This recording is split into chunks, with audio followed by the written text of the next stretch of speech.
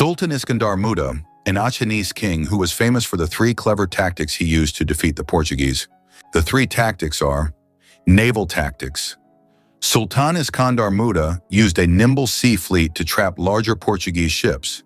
This tactic culminated in the launch of the World Chakra, a giant galley that served as a floating fortress. Land tactics.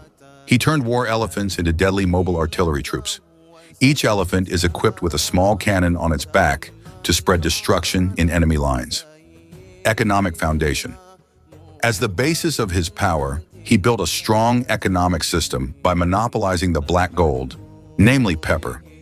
As much as 60% of state income is allocated to finance the military. This wealth was also used to forge global alliances and import advanced cannon technology. Come on, let's support this channel so that Aceh can quickly remember the history of the hero Iskandar Muda.